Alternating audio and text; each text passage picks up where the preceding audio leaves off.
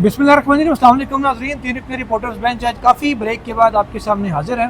अब पता नहीं हम आईनी बेंच है कि सादे वाली सुप्रीम रिपोर्टर बेंच है। नहीं, मुकम्मल बाइख्तियार बेंच है। मुकम्मल बाइख्तियार बेंच है। अपनी मर्जी के टाइम पर आए, मर्जी की जगह पे खड़े हुए हैं, मर्जी का केस मर्जी का केस सुना, मर्जी की गुफ्तगू करेंगे। हमको चीफ जस्टिस पाकिस्तान थोड़ी रोक रही है हम जनाब। अच्छा नाज़रीन, मामला ये है, थोड़ी सी पहले अदालती गुफ्तगू करते हैं, फिर थोड़ा सियासी मामला भी हैं इमरान खान साहब से रिलेटेड, उसके ऊपर भी जाएंगे। इब्तिदा करते हैं, सुप्रीम जुडिशल काउंसिल का इजलास हफ्ते कुछ देर पहले हुआ था, जो कि हमारे ज़राए बता रहे हैं कि ख़त्म हो गया।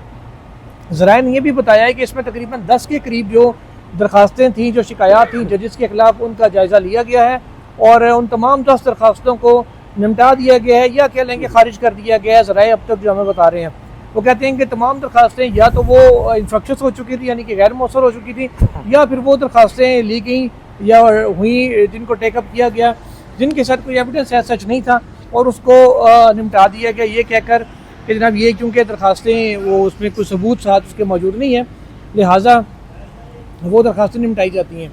इसके अलावा नाज़रीन, आज अख्तर मेंगल साहब एंड कंपनी की जानिब से भी 26वीं आईनी तरमीम के खिलाफ 2 दरख्वास्तें दायर की गई हैं। मोहसिन दावड़ भी इस वक्त मौजूद थे, सुप्रीम कोर्ट में आए, मुस्तफ़ा नवाज खोकर भी थे, इनकी जानिब से भी फहमीदा मिर्जा भी थी, इनकी जानिब से भी दरख्वास्तें दायर की गई। हाँ जी, अख्तर मेंगल साहब, ये इन लोगों की जानिब से दरख्वास्तें दायर की थी। मजमूई तौर पर दरख्वास्तें तकरीबन 10 के करीब हो चुकी हैं, जो अब तक आईनी तरमीम जिनमें चैलेंज हुई हुई है। लेकिन आईनी बेंच जिसकी अलग कॉजेस जारी होती हैं, अलग उसका सेक्रेटरीट बनना है और अलग उनकी कमेटी मीटिंग होनी है। अभी इस वक्त तक उनकी अगले हफ्ते की कॉज सुप्रीम कोर्ट की तो आ चुकी है। आईनी बेंच के हवाले से अभी कोई खैर खबर नहीं आई, क्योंकि जमाल मंदोखेल साहब जो है वो SCO कॉन्फ्रेंस के सिलसिले में चाइना में, जिन्होंने वैसे तो वीडियो लिंक से जुडिशल कमीशन के इजलास में शरीक हो गए थे, तो यहाँ भी हो सकते हैं। अभी जुडिशल कमीशन का इजलास जारी है। चलो वो तो सिंध हाई कोर्ट के लिए है ना, लेकिन जो मेन इजलास हुआ था उसके अंदर भी, तो वो पिछले दिनों जो इजलास हुआ था उसमें वो वीडियो लिंक से शरीक हुए थे। अच्छा, उसमें नाज़रीन अब मामला ये है कि उसमें देखते हैं सिंध हाई कोर्ट से तो क्या निकलता है, और आईनी बेंच की कॉजेस क्या आती है अगले हफ्ते, और वो 7 जजेस के साथ बैठते हैं, जन में से 5 बैठते हैं, क्योंकि इस हफ्ते तो नईम अफगान साहब नहीं थे, अगले हफ्ते वो आ रहे हैं। और इसके साथ ही आइंदा हफ्ते चीफ जस्टिस ऑफ पाकिस्तान का सिर्फ मंडे के दिन का रोस्टर जारी हुआ है कि वो कोर्ट को इस्लामाबाद कोर्ट में होंगे, लेकिन फाइनल कॉजेस के मुताबिक उन्होंने होना है, लेकिन जो जजेस रोस्टर है उसके मुताबिक उन्होंने नहीं होना, क्योंकि हमारे ज़राए ये बता रहे हैं कि मंगल को वो कराची जा रहे हैं। उसके बाद कराची में उनका 14 तारीख तक चैम्बर वर्क है कराची रजिस्ट्री में, और 15 को उन्होंने फिर इस्लामाबाद में वापस आना है। वो मेरा ख्याल है जुमा होगा गालिबन 15 को, उसके बाद फिर सैटरडे संडे आ जाएगा। तो भैया अगले हफ्ते चीफ जस्टिस ऑफ पाकिस्तान कोई अदालती काम नहीं करेंगे। अच्छा, इसी तरीके से नाज़रीन अगर आगे हैं तो 10 दरख्वास्तें बताया आपको निपटा दी गई हैं। राय साहब, पहले तरह ये बताएं कि जो सुप्रीम जुडिशल काउंसिल का इजलास हुआ मुख्तसर हुआ, इतना लंबा नहीं हुआ। काजी साहब के दौर में तो बड़ा लंबा गया था, उसमें ने बहुत सारी केसेस निपटाए और टारगेट करके सिर्फ और सिर्फ एक मुज़ाहिर नकवी साहब का केस टेकअप किया, जिसको पाए तकमील तक पहुँचाया। बलूचिस्तान हाई कोर्ट के एक जज के खिलाफ सिर्फ नोटिस जारी हुआ था, उसके बाद से कोई खास प्रोसीडिंग उसके ऊपर नहीं हो सकी। तो कैसे देखते हैं कि अब आपको क्या लगता है, जुडिशल काउंसिल रेगुलरली बैठेगी और किसी जज के खिलाफ कार्रवाई भी होगी, या ये मामला एज इट इज़ ही चलता रहेगा? बहुत शुक्रिया जुल्करनैन साहब। सुप्रीम जुडिशल काउंसिल का इजलास हुआ और चुनतखब चीफ जस्टिस ऑफ पाकिस्तान की सरबराही में हुआ। ये वही चीफ जस्टिस ऑफ पाकिस्तान थे जो 6 रुकनी बेंच इस्लामाबाद हाई कोर्ट के 6 जजेस ने खत लिखा, उस बेंच का ये हिस्सा थे। उन्होंने रिक्यूज़ल किया था कि चूँकि ये मामला सुप्रीम जुडिशल काउंसिल को उन्होंने एड्रेस किया हुआ है और ये वहाँ जाना चाहिए, इसको खुली अदालत में नहीं सुनना चाहिए। नहीं, ये उनका मौक़िफ़ नहीं था। उन्होंने कहा था ये हाई कोर्ट अपने तौर पे ही हल कर सकती हैं, कंटेम्प्ट का इख्तियार उनके पास है। लेकिन सुप्रीम जुडिशल काउंसिल का भी जिक्र था कि उसमें जाना चाहिए, लेकिन आज सुप्रीम जुडिशल काउंसिल का इजलास हुआ तो उसमें उसका जिक्र भी नहीं है। अलामिया आएगा तो देखेंगे, लेकिन हमारे अभी हम तक जो खबर पहुंची है वो यही है कि उसमें जिक्र तक नहीं किया गया। सर वो इसलिए नहीं किया गया, मैं आपको बताता हूँ सर, सुने वो इसलिए वजह से नहीं किया गया राय साहब कि जब वो खत जो आया था उसका मामला उस वक्त के चीफ जस्टिस फाइज ईसा, चले वो कानून के नीचे पड़ा हुआ जी, जो बात है ना वो कानून के नीचे पड़ा हुआ, तो उसको करना चाहिए ना। एक चीज जो सुप्रीम कोर्ट में चली गई है वो जुडिशल काउंसिल में नहीं आ सकती। हाँ, वो कानून के नीचे पड़ा हुआ, ठीक है जी, नहीं आ सकती, लेकिन उसका कोई मामला नहीं हुआ। जिस तरह आपने बताया कि वो दरख्वास्तें खारिज की गई, सुनी गई, यही कहा गया जी शिकायत जो थी ये नहीं ठीक जी, खारिज कर दी गई। सुप्रीम जुडिशल काउंसिल का ये भट्टी जो काम चीफ साबिक माजी के काजी फाइज ईसा साहब छोड़कर गए थे और जो करके गए थे जनाब माशाअल्लाह अल्हम्दुलिल्लाह नए चीफ जस्टिस उसी रीत पर चल रहे, बल्कि एक कदम आगे जा रहे। सुप्रीम कोर्ट आज भी आईनी अदालत है, आज भी आज़ाद अदालत है। 26वीं आईनी तरमीम के हवाले से जिस तरह आपने जिक्र किया 10 दरख्वास्तें दायर हो चुकी हैं। 31 अक्टूबर को प्रैक्टिस एंड जजेस कमेटी का इजलास होता है, उस वक्त चीफ जस्टिस ने क्या किया, उसको लगाया क्यों नहीं अपनी अदालत में? फुल कोर्ट, ये तो इसका फैसला तो फुल कोर्ट में होना है ना, लेकिन वो बिल्कुल खामोश, उन्होंने उसको बिल्कुल खामोश करवा दिया। कल का इजलास जो था इंसदाद दहशतगर्दी में, दहशतगर्दी के जजेस के हवाले से, उसमें शहजाद मलिक साहब ने जिक्र किया 9 मई के हवाले से, जनाब ने हाथ खड़ा किया, जी हमें यकीन दहानी करवा दी गई है, मुदाखलत नहीं होगी। चीफ जस्टिस साहब आप कमाल करते हैं यार, चीफ जस्टिस ये आजादाना चीफ जस्टिस, ये तो पंजाब पेशावर हाई कोर्ट के जब चीफ जस्टिस बने तो वहां भी सुपरसीड करके आए थे, यहाँ भी सुपरसीड होकर आए। बस छलांगे तो बहुत लगाते हैं ये, लेकिन काम कमाल है जनाब। अच्छा चलिए, अब सुहेल रशीद साहब को सामने गुफ्तगू कर रहे हैं, इससे पहले को मिनट गिने। अच्छा सुहेल साहब। नहीं, मैं खुद गया हुआ था। हाँ सुहेल साहब, राय साहब तो बड़े जज्बाती हुए हैं, वो ये कह रहे हैं कि इन्होंने आते ही सारा काम उठा क्यों नहीं कर दिया, तो आपको क्या लगता है क्या ये अफरीदी साहब नहीं कर सकते थे, मतलब नहीं कर सकते थे आप? देखिए आज मुझसे इत्तेफाक किया सोहेल साहब ने। नहीं वो कह रहे हैं नहीं कर सकते, नहीं कर सकते, मैंने भी यही कहा कि नहीं कर सकते हैं, कि वो टांगों में दम ही नहीं है, साह नहीं है भाई, मैंने यही कहा है। यार आइन और कानून के मुताबिक हल्फ उठाया होता है ना, तो अब आइन में 26वीं तरमीम है जिसके तहत उनका जितना इख्तियार है उस पर काम कर रहे हैं। दहशतगर्दी के जजों की उन्होंने इजलास बुलाया है, टैक्स मुकदमात वो निपटाने जा रहे हैं। सुप्रीम जुडिशल काउंसिल का इजलास आज हुआ, जुडिशल कमीशन का इजलास आज हो रहा है, दुनिया का केस सुनने जा रहे हैं, दुनिया चोरी के केस सुनने जा रहे हैं। ठीक है ना, वो भी साहिदीन है ना यार, उनको भी इंसाफ चाहिए ना। एक लोगों का केस वही है ना, जब आप कहते हैं जनरल पब्लिक के केस, जनरल पब्लिक के केस तो यही है। आपके इंसानी हकूक को यहाँ पर पाँव तले जूतों तले रोंदा जा रहा है यार, कमाल करते हैं आप। सर मेरी बात सुने सर, उसके लिए आईनी बेंच बना है ना सर, आप क्यों गलत वो आपके जुल्करनैन के 25 करोड़ आवाम के महबूब जस्टिस जनाब जस्टिस अमीनुद्दीन की सरबराही में आईनी बेंच। अब मैं यहाँ खड़ा होकर कोसना शुरू कर दूं जज मोहम्मद बशीर को, भाई उनका नहीं है ताल्लुक ना यहाँ, जिसका इख्तियार आप उस पर बात करेंगे। Justice Aminuddin Khan Mehboob, remember the name, ठीक है।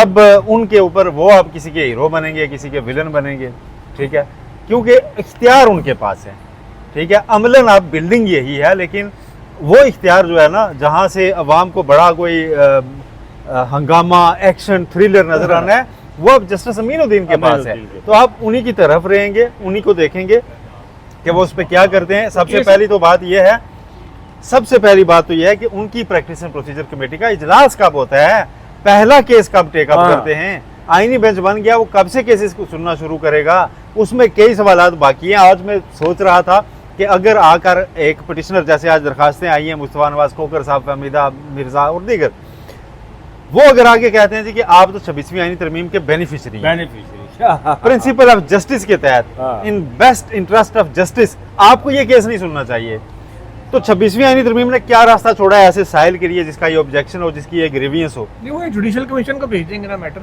जुडिशल कमीशन फिर वोटिंग से कहेंगे जी कि एतराज मुस्तरद। अब वोटिंग से एतराज तो नहीं मुस्तरद होते ना यार, एतराज तो जुडिशल साइड पे मुस्तरद होते हैं। अगर जस्टिस सिस्टम वोटिंग पे खड़ा होता तो डायरेक्ट अवाम पाकिस्तान को क्यों ना दिया जाता इंतखाब के, जी आप जनरल इलेक्शन में 5 साल के लिए चीफ जस्टिस भी चुना करेंगे। ऐसा ही है, पूरे मुल्क के वकला इलेक्शन लड़ रहे होते अपनी कारकर्दगी दिखा के, बिल्कुल बिल्कुल, ठीक है, उसमें लॉबिंग हो रही होती। नहीं है ना, इसका अवाम से ताल्लुक नहीं है, अवाम को इंसाफ देने से ताल्लुक तो है, लेकिन अवाम की मर्जी का जज नहीं हो सकता, समझ गए आप। अब एक केस में बंदा अग्रीव्ड गवर्नमेंट के खिलाफ है, गवर्नमेंट वोटिंग से उसकी जनाब जज अपना लगा देती है। ये मामलात काफ़ी गड़बड़ हैं, ये ऐसे निज़ाम नहीं चलता, वक्ती सेटअप आप चला लेंगे, ये निज़ाम एक जगह पे जाके फंसना शुरू हो जाएगा। आप यूं समझ लेंगे कि ऐसे छोटे पाइपलाइन में आप ना ज़्यादा पानी छोड़ रहे हैं, ठीक है, वो नहीं जा सकता, पाइप प्रेशर से फट जाएगा। हाँ। आप इन अदर वर्ड्स कहना चाह रहे हैं कि 5 नंबर जूती 7 नंबर से पैर पा रहे हो? नहीं, मैं नहीं कह रहा। लेकिन ये निज़ाम देखिए जुल्करनैन, बात ये है कि ये निज़ाम ऐसे तो नहीं चलता ना यार, ये इस तरह आप वो कबूतर होता है ना, उसके सामने बिल्ली आती है तो वो कबूतर आंखें बंद कर देता है, बिल्ली मुझे देख नहीं रही है। आप इस तरह मिट्टी पाऊ डालकर तो निज़ाम नहीं चला सकते ना, ये निज़ाम नहीं। वैसे एक चीज़ और मैं आपको बताऊं ना, हमें देखें तशखीस दुरुस्त करनी चाहिए हर वक्त। 12 जुलाई के बाद ये जंग छिड़ गई थी जी, हर किसी को पता था कि आप गवर्नमेंट हरात तक जाएगी अदलिया को कंट्रोल करने के लिए। बिल्कुल सुकून में जो थे तो महबूब 8 जजेस थे कि जी 12 जुलाई को ऑर्डर दिया, उसके बाद सारे बैरून मुल्क दौरे हुए, सब कुछ हुआ। और फिर जिस दिन तरमीम होने लगी, पार्लियामेंट सजी, तो उस वक्त आगे इलेक्शन कमीशन को जवाब दिया जाता है वजात का। इसको एक्सपीडाइट करना था, वेट नहीं करना था। अगर किसी ने आपको ट्रस्ट दिया हुआ था कि नहीं जी आपके ऊपर तो दूसरी चॉइस है ही नहीं, हमारी गवर्नमेंट तो आपके साथ ही जाएगी, तो उस पर करने के बजाय खुद देखना चाहिए था कि आपके एक फैसले को अगर रोका गया है और बरमला आपके खिलाफ प्रेस कॉन्फ्रेंसिस में बातें हो रही हैं, तो फिर आपको सोचना चाहिए था कि भाई आप तो इंतखाब नहीं हो सकते, नहीं हो सकते, ठीक है। और आपको देखना चाहिए होना था पड़ेगा। फिर ये ड्राफ्ट कब से सामने आ रहे थे, आपको ये चीजें देखनी चाहिए थी, बजाय इसके कि जिस दिन पार्लियामेंट लगती थी तरमीम करने उसी दिन वजातें देने के। आपको टाइम पे अपने ऑर्डर पे इम्प्लीमेंटेशन करनी चाहिए थी। बिल्कुल आपके पास तो दरखास्तें आई हुई अभी भी थी, कंटेम्प्ट आई हुई है। अब तो उनके पास इख्तियार नहीं है। वो तो आए नहीं नहीं, कंटेम्प्ट तो वो आप कंटेम्प्ट आईनी ही नहीं, सुनेंगे नहीं आप आईनी वो तो मामला है। जस्टिस अमीनुद्दीन खान सुनेंगे सर। कंटेम्प्ट वो नहीं सुन सकता, नहीं चाची, वो इन्होंने नहीं सुननी। वो उसके contempt साथ normal क्लब कर किसी- देंगे और ये मामलात अब फंस गए हैं ना, अब मामलात फंस गए हैं। सर कैसे क्लब करेंगे जब एक फैसले पे इम्प्लीमेंटेशन है, खाली रिव्यू नहीं है। आज सोहेल वड़ाई साहब ने ताना दिया है जस्टिस मंसूर अली शाह को सीधा। उन्होंने कहा जी कि सियासी नाम के शाह हैं, स्यापोश मुनसफ नाम के तो शाह थे, लेकिन सियासी मैदान में चाल प्यादे जितनी भी ना चल पाए। ना चल। अच्छा, जी, उन्होंने कुछ और भी कहा। उन्होंने बहुत कुछ वो कहा। बहुत कुछ कहा है। वो बादशाह के वाले से क्या कह रहे, वो बताइए, बादशाह उसी के वाले बारे से में खबर उन्होंने भी बड़ा- है। मैंने पढ़ा कॉलम, उस पर मैंने ट्वीट भी किया है। मैंने लिखा जी कि जो फिरौन था ना, वो अच्छा भला इंसान था, किसी मलखूलिया का शिकार नहीं था। वो एक चलता फिरता इंसान था। ये इसी तरह के मशीर जो है ना, सुबह रोज़ उठते तो जब फिरौन बिस्तर छोड़ता तो उसे कहते कि जनाब ये तो बिसर के ये दरख्त हैं, ये नहरें हैं, ये पत्थर, ये मट्टी आपको सजदा कर रहे हैं, आपको दिख नहीं रहा लेकिन हमें दिख रहा है। ये काम चलता रहा जिस तरह सोहेल वड़ाच कर रहे हैं ना, इसी तरह चलता रहा। तो फिर फिरौन ने खुदाई दावा कर दिया। उसके बाद जो फिरौन के साथ हुआ वो अल्लाह की इलामी किताब में मौजूद है। ऐसा वो बड़ाई साहब ने की लिखे है, जो तुसी वड़ाई नहीं साहब कहते। ने ये नहीं कहा ना, वड़ाच साहब ने बादशाह की बड़ी तारीफें की हैं ना जनाब। नहीं वो तारीफें की, जरा फिर से बादशाह जीत बताएं गया। जरा। नहीं तारीफ वड़ाई साहब की। ने आज अपनी कहानी आज सुनाई। उन्होंने तारीफ नहीं की, उन्होंने एक न्यूट्रल सा मेरा ख्याल है रहते हुए सिचुएशन का अदा किया है। उनको और हल उन्होंने दिया। जो इस वक्त हवाओं की मंशा जो है ना, वो बताई है कि कैदी इस वक्त अगर 2 साल की खामोशी पे रजामंद हो और नए सेटअप में कौमी हुकूमत का तज़किरा चल रहा है, हाँ, नई कौमी हुकूमत में एक पार्टनर के तौर पर शामिल होने पर रजामंद हो तो मुल्क की हालात बदल सकते हैं। बारह दीगर नहीं बदल। क्योंकि बादशाह को अब उनके बकौल बादशाह को अब नए मोरे चुनने हैं। अब उनको पीपलियों और नूनियों की बैसाखियां नहीं चाहिए। अच्छा, हाँ, अब उनको डिलीवर करने वाले चाहिए जिससे बादशाह पे उंगली ना उठे। तो ये बादशाह तो हेड ऑफ द स्टेट तो सरदारी साहब, उनकी बात हो रही है। हाँ, और उन्होंने मामलात इंतशार से भी रोकने हैं। अच्छा, तो मंशा हवाओं की यह है कि कैदी यस कह दे यस क्या कि भाई ओके, लेकिन Let's ट्रंप move on. के जीतने के बाद बहुत कुछ बदल रहा है पाकिस्तान में। यार बदला मेरा बदला है। मीटर शार्ट हो जाता है जब वो ये बात कहता है। नहीं, वो बात आपकी दुरुस्त है, मैं आपसे इत्तेफाक करता हूँ। मैं आपकी इस बात से इत्तेफाक करता हूँ कि इमरान खान की कुर्बानियों को रायगार न किया जाए। इमरान खान की कुर्बानियां गई बाढ़ में। हम आजाद मुल्क हैं या नहीं यार? मैं तो यही कह रहा हूँ, ट्रंप जीत रहा है तो पाकिस्तान में तब्दीली आ यार, जाएगी। आप- लाख लानत ऐसी तहरीकों आप पर। लोगों को तो देखे ना यार, जो इक़्तिदार में बैठे हुए हैं वो डरे सहमे हुए। ये मैं यार इसकी वो बात उनके कर रहा डरने हूँ। का ये मतलब तो नहीं है ना कि आप मतलब कि जी ट्रंप हमें आगे बचा लेगा, ऐसा तो नहीं होता। और पीटीआई के खुद चेयरमैन और लीडर कह रहे हैं हमें ट्रंप से कोई तवक्को हाँ, नहीं है। बिल्कुल। लेकिन पागल चंद लोग हैं, हमें पागल लोग हाँ, हैं कि जो जी अमेरिका में ट्रंप बैठे बचाएगा। हुए हैं। आपको याद है जब ट्रंप सदर था ना और इधर इमरान खान वज़ीर आज़म था तो ट्विटर पे लड़ाई हो गई थी दोनों। हाँ जी, उसने कहा था कि पाकिस्तान ने ना जनाब हमें धोखा दिया है दहशतगर्दी के नाम बिल्कुल, पर। तो क्या इमरान खान ने उसकी जोरे। तबीयत सेट कर दी थी बिल्कुल। ट्विटर पर ही फैक्ट्स के साथ कि हमारे इतने जवान शहीद हो गए, ये हो गया वो हो गया, तूने क्या किया है? उसके बाद ही फिर उसने बुला के प्रोटोकॉल दिया था कि जी। नहीं ये बंदा लड़ने वाला हाँ। है। अच्छा नजरीन, थोड़े से मैंने कहा था ना कि अब मामला क्योंकि इमरान खान साहब की तरफ निकल पड़ा है, तो खबर ये है कि JUI और PTI में सुहेल साहब, राय साहब के मामलात थोड़े से दोबारा बेहतरी की जानिब जा रहे हैं। लंदन नहीं, लंदन तो एक अलग चीज़ है। और मौलाना फजल रहमान साहब को ये तजवीज़ दी गई कि आप जाके इमरान खान से मुलाकात करें और मुश्तरका जो एक लाया अमल है ना वो आप दोनों इख्तियार करें। अख्तर मैंगल साहब भी शामिल हो रहे हैं। अच्छा, वो उसमें फिर ये हुआ कि मौलाना साहब ने कहा कि यार मैंने क्योंकि अपना वोट बैंक भी देखना है, मैं उन्हें क्या बताऊंगा कि हम क्यों इतना करीब हो रहे हैं कि मैं उससे मुलाकात करने चला गया, वो भी जेल के अंदर, घर भी नहीं गया। इस सिलसिले में फिर तय ये हुआ कि JUI की एक अहम शख्सियत जो थोड़ी कानूनी अमूर में भी सुहेल साहब ग्रिप रखते हैं, ठीक है, छोड़ो यार, कामरान मुर्तज़ा साहब कहाँ जा रहे हैं? कामरान मुर्तज़ा साहब के हवाले से नाज़रीन बताया जा रहा है कि आइंदा चंद रोज़ में तवक्को है इस बात की कि वो अडियाला जेल में इमरान खान साहब से मुलाकात करेंगे। इस हवाले से शायद इस्लामाबाद हाईकोर्ट ने आज कह दिया है कि जनाब आप पीर मंगल से ना, आप इस मंगल के रोज से, और इख्तियार चला गया इमरान खान के पास। अच्छा, कि इमरान खान लिस्ट दिया करेंगे मुझसे कौन कौन मिलने आएगा। ओके, ठीक है, क्योंकि उस पर अडियाला जेल हुकाम और जो बनाए गए थे इमरान खान के मुलाकात कराने के लिए फैसल चौधरी साहब, उनके दरमियान एक डेड लॉक आ गया था। अच्छा, तो हाई कोर्ट ने कहा जी कि इमरान खान जिसकी वो फहरिस्त देंगे उससे आपने मुलाकात करवानी है। ओके, और ये मंगल से सियासी मुलाकातें शुरू हो रही हैं और इस्लामाबाद हाई कोर्ट ये भी इजाज़त दे चुकी है कि जेल के अंदर सियासी बात भी हो सकती है। हाँ जी, वो फैसला उन्होंने कल अदम में किया था पुराना। अच्छा नाज़रीन, तो अब कामरान मुर्तज़ा साहब की आइंदा किसी भी वक्त ये मुलाकात ज़राए बता रहे हैं कि हो सकती है विद इमरान खान साहब, जिसमें कुछ थोड़े से मुस्तकबिल के मामले के ऊपर बात होगी, कैसे चलना है, क्या करना है। और वो ज़राए ये बता रहे हैं कि मौलाना साहब की नुमाइंदगी वहाँ पे कर रहे होंगे और उनका पैगाम लेके जाएंगे JUI का, मौलाना का, इमरान खान साहब के लिए। और इसके साथ ही साथ एक इन्फॉर्मेशन ये भी है कि इमरान खान साहब की 9 मई के 4 केसेस में जमानत हो गई है लाहौर से। तो लेट्स सी अब ये आगे चल के मामला किस जानिब चलते हैं, क्योंकि 86 के ऊपर निगरान सुप्रीम कोर्ट में बताया जा रहा है कि शहजाद मलिक साहब को बनाया जा रहा है। मैं नहीं, वो हैं ही वही ना, कल इजलास में मॉनिटरिंग जजेस, आप एलामिया पढ़े, मॉनिटरिंग जजेस लिखा हुआ था कि मॉनिटरिंग जजेस शामिल किए गए। जस्टिस जमाल खान मंदोखेल बलोचिस्तान के लिए थे, मोहम्मद अली मजहर सिंध के लिए थे, मुसर्रत अली KP के लिए थी, पंजाब के लिए मलिक शहजाद थे, मलिक शहजाद, ठीक है। तो वो यही है। तो वो काफ़ी सारी चीज़ें जो है ना, वो ऐसा नहीं है, सिस्टम जितना आप कह रहे हैं ना, सिस्टम में रह के जितनी फाइट हो सकती है वो हो रही है। वो आपको नज़र आएगी भी, वो काफ़ी चीज़ों में नज़र आएगी, वो मुख्तलिफ पहलुओं से नज़र आएगी, इम्पोर्टेंस बताई जाएगी कि यस वी आर इम्पोर्टेंट। आपके मुकदमात आईनी नहीं थे, आपके मुकदमात क्रिमिनल थे, जहाँ पे आपने कुछ नहीं किया, और क्रिमिनल मुकदमात सादा कोर्ट्स में आनी है, ठीक है।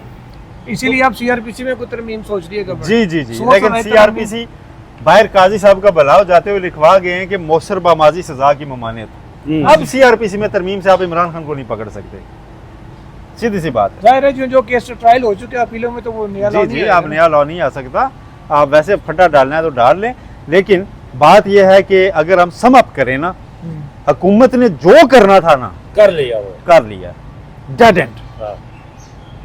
अपोजिशन के पास अब जो रास्ते बचे हैं वो उन्हीं पे जाएगी, वो रास्ते सड़कों से गुजरते हैं, सड़कों से गुजरते हैं। आखिरी बात सुहेल साहब, फिर 20 मिनट होने वाले एंड करते हैं। मौलाना साहब अपोजिशन में, स्ट्रिक्ट अपोजिशन में बज़ाहिर, सुने दूसरी जाने वो लंदन जाते हैं, हाई कमिश्नर आकर उनको रिसीव करता है। किसी अपोजिशन लीडर को आज तक हाई कोर्ट उसने हाई कमिश्नर ने जाकर रिसीव नहीं किया, करेगा तो मेरा ख्याल है अगले दिन वहाँ नहीं होगा, गवर्नमेंट की मर्जी के बारे करे तो। ये कैसी अपोजिशन है वैसे? मौलाना साहब की अपोजिशन हमेशा ऐसी रही है, मुशर्रफ दौर में भी ये अपोजिशन में थे ना, तो अपोजिशन ऐसी ही होती है, ठीक है। ये जस्टिफाइड सी अपोजिशन होती है, ठीक है, जो हुकूमत को भी वो करवा रही होती है, लेकिन रास्ता निकालना मौलाना को आता है, रास्ता निकाल सकते हैं। सियासी रास्ता निकालना जो है ना वो तरीकाकार होता है, और सियासी रास्ता आजकल बहुत, आप खबरें, आप अखबार ही पढ़े ना, अगर आप डेली तज्जिए पढ़ें और कुछ ऐसे तज्जियाकारों को सुने, तो इमरान खान के लिए पैगामात हैं कि सियासी रास्ता दो यार हमें भी, ठीक है। वो सियासी जमातें ही कह रही हैं। बिलावल भुट्टो जरदारी कुछ चीज़ों पे नाराज़ हैं।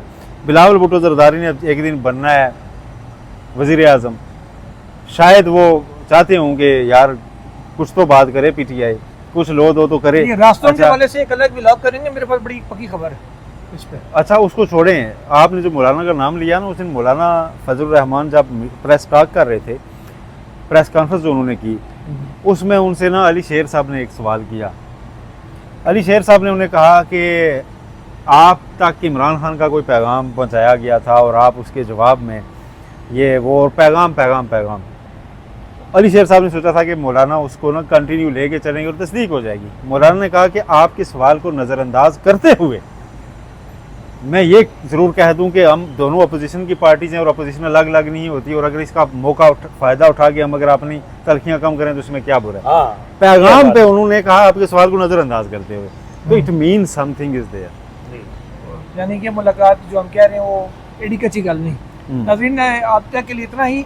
कुछ देर तक शाम तक एक दूसरी वीडियो भी आपके सामने उसके साथ भी हाजिर होंगे, तो इजाज़त दीजिए, तब तक अल्लाह हाफिज़।